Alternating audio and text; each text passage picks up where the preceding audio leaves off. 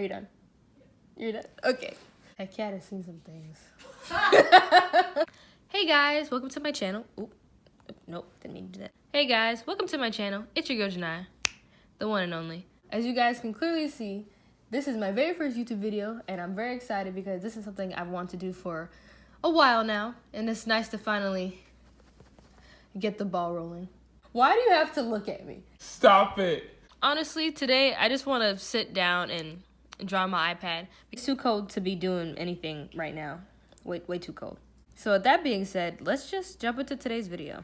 So for today, I really want to do a color study because I've been into that a lot lately. And I think I want to use this picture. I really like this one. I like drawing girls because why not? They have lashes and lip gloss. Go to Procreate.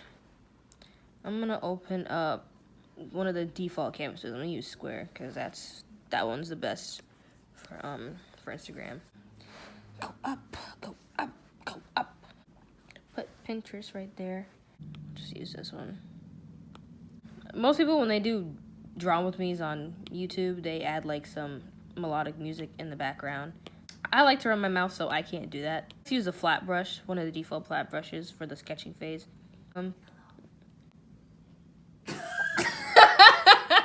She said, hello. You know what? This is not fair. Leave me alone, okay? I'm trying to be professional. I'm just gonna start with like a circle. People start with circles. Someone needs to get their neighbor because she is a problem. Now we're just gonna make that shape. Gonna take that and enlarge it a little bit because that's how she looks in the picture. It's like to get the basic shapes down, like the proportions, because let's be honest, details don't really matter. They really don't. Okay. That's like the overall feeling of her face. Then I like to do that, quick little lines. Okay, so that's like the basic like idea. Then I like to make another layer, lower the opacity of this one, and then I'll draw on top of it. Just so like I really understand where everything is when I start painting. Now that I kind of have like the basic sketch down, now I like to pick a color for this layer. What color is this? Is it this one? Right? Now I'm just gonna start blocking in the basic colors of this. I'm still using the flat brush just because that's what we do. I'm just gonna start blocking in colors.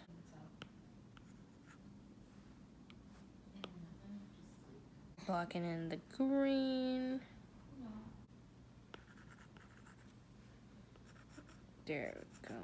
God, this shit looks so ugly. My defense, we're in the ugly stages right now, and it needs to be ugly before it can be pretty. There, that's your quote for today. Right here, don't mind that. Mind your business. The people watching the video. What? You gotta talk to them, right? I know you guys are there. She doesn't. Okay. This is looking okay right now. Those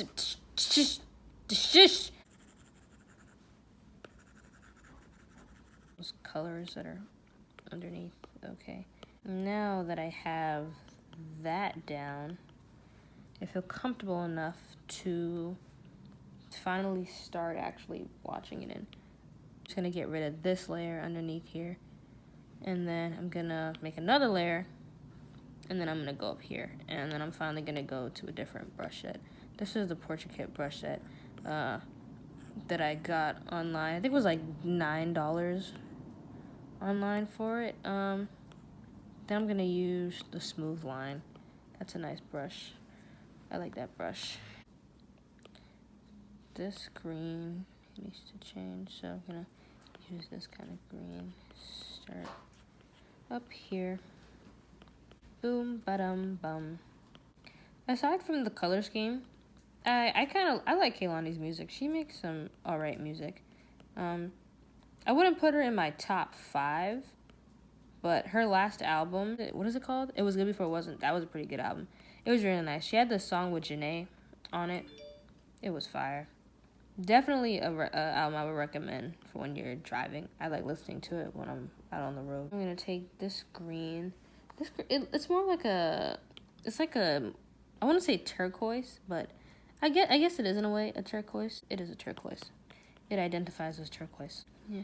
When I do like digital paintings like this, I like to keep it relatively sketchy. I don't like it to feel too smooth because I don't like that overly perfect look. Because to be honest, I can't really think of anything or anyone that is that smooth in real life. I ended up taking another hour and a half to paint. I'm just gonna do a voiceover because no one needs me to be talking for that long. The way I got into color schemes and color studies, it's funny, around a year ago, I was really into realism and I was doing a lot of realistic portraits. And I was liking the work that I was making, but a problem that I kept having was that the colors in the portraits didn't feel as dynamic, and I felt as though my artwork didn't have a strong presence. And I wanted my artwork to really feel strong, and I want to make good, strong pieces. So I thought that if I took more time to really get the details in, then my artwork would look better. But it wasn't until my first semester of college that my view on drawing really changed. During the semester, I ended up taking this class called Drawing Intensive, and in the class, we draw. We just draw, and we draw intensively. It's pretty self-explanatory. But during the middle of the semester, our professor he was giving us constructive criticism on all of our pieces for a project we were working on, and he turned to me and he said, "Here's the thing with you. You make really good artwork, but you don't do what I ask." And I was taken aback a little bit, and I was really curious because I had no idea what he was talking about. So I was like, "What are you talking about?" And he was saying that, you already have some skill and you're already really good at drawing, but the problem is you worry too much about the details. And because you're worrying so much about the details, it takes you, not only does it take you longer, but you don't actually take the time to get the proportions right. And by the time that you're trying to fix the proportions, you've already spent so much time on the details and you have to do so much erasing, and overall it just makes you take longer. And I was like, he got a point, and I never looked at it like that. So from that moment on, while I was in class, I would slow down and I wouldn't think so much about the details or the end goal of the piece. And I would just focus on getting the basic shapes down and worry about maintaining the foundation of the piece. And once I started doing that, not only was I making work faster and more efficiently, but it also made me look at relationships differently because I feel as though that same advice could be put in that context. And what I mean by that is, just like how I said, you need to get the basic foundation and the basic shapes down when you want to make a good drawing. It applies to relationships as well, because if you worry too much about the little details a little too much and you don't have a solid foundation with the other party, not only does it make it harder to build that relationship, but it makes it so much harder to maintain what you already have. But it's amazing how changing your mindset on something as simple as drawing, how it can really affect the work that you make and how you move going forward. Because I started seeing a lot of changes in my artwork, and even though the drawings were very simple, there was so much detail in it, and it was so easy to identify what I was making. And I really don't know how else to explain it. And my professor, he would take some of his favorite pieces from his students and he would hang them up to use them as examples for the rest of us. And when I would finish my drawing and he would give me the chance to leave early, instead of leaving early, sometimes I would just stand and I would stare at the artwork and I would just take it in. And it would blow my mind because I would realize there's absolutely no detail in these drawings. they're just simple shapes, and they have the shadows and the highlights in the right spot, and they're dynamic, and that's what makes them strong pieces. And as someone who loves art, and art is probably the most important thing to her, just seeing that, it was amazing, and it really opened up my eyes to how simplicity is so beautiful, and why it's so important to just enjoy what you're doing while you're doing it. And it's a little funny. A couple years ago, while I was a sophomore in high school, I was interning for this non-profit organization that runs an art festival every year. And the thing that got the most traction during that time was the murals and the artists that they would bring to come paint the city every summer. And even though I was a part of this other art after school program, and I was learning a lot of skills, and I had a lot of people supporting me, I felt as though I was missing some type of tool to help me get better at realism. So I met this one muralist that was there, and his strong suit was realism, and he makes beautiful, beautiful artwork. And I went to his site one day and I said, hey, I'm trying to get better at realism and you're really good at it. You know, is there any advice that you'd be willing to offer me? And he told me, he said, well, the secret to realism is that every shadow, every shape, every color makes a big difference. The details make a really big difference. And as long as you are following the reference to the T, that's how you're gonna be able to translate that into your artwork. And when he told me that, I thought he was referring to like skin textures, the little hairs, like the little things in people's faces that you don't normally see unless you're really, really looking. But I realize now that's not what he meant. What he meant was the basic shapes, the dynamic shadows and highlights, and the importance of following what you're looking at. And even though it took me a couple years to fully understand what he meant, it's still some really good advice. And of course you can go on top of your artwork and you can add more details, but before you can do that, you need to get the basics down, because that is the most important part. And if you're an artist and you're just starting out, or you're trying to get better, whenever you sit down and you open your sketchbook, or you want to make a painting or any kind of piece of artwork, set a goal for yourself. Put some intention behind what you're doing.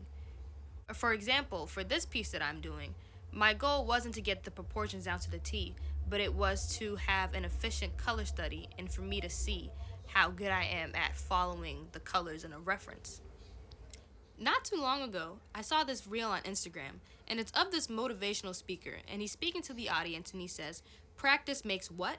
The audience says, perfect, and he says, absolutely not. Completely obliterate that belief system because it's not true. Practice makes improvement. No one will ever be perfect, and there's always going to be the next milestone. There's always going to be something else you can learn. There's always going to be something else that comes after you get better. And I think that's actually amazing, because that way, since we know that we're not perfect, we don't have to worry so much about putting labels on when we can have things. And what I mean by that is, for some people, they put a label on happiness. They said, oh, once I make this certain amount of money, I'll be happy. Or once I'm in this position, I'll be happy. Or back to relating it to art, once I know how to do this, then I can finally consider myself an artist. No.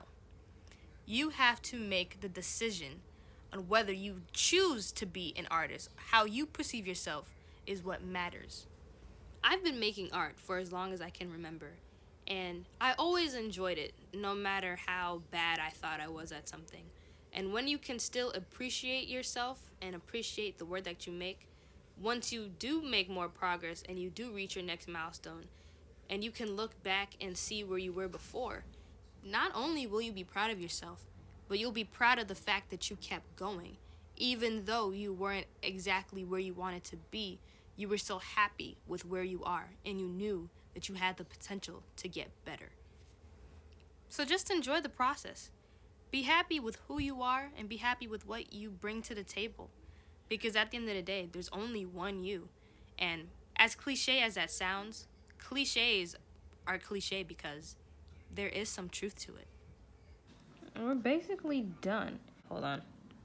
I know if I really wanted to, if I wanted to get the proportions down like to the T, I could keep going. That was never the goal for this. the goal for this, for me at least, was to really capture the color scheme down. And I think I did a pretty good job. I really did take the time to get the colors down. And I'm really proud of it.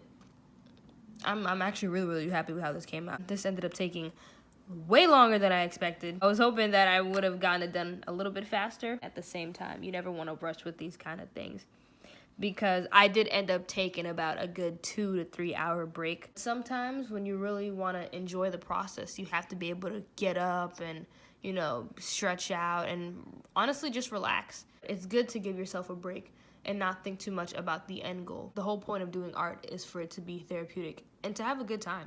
That's really the end of the video. Make sure to leave a like, comment, share, and subscribe to my YouTube channel. I really can't wait to make more videos like this and hopefully make more content where you actually see me in the video, because today was not the day. I'll see you guys later. Bye.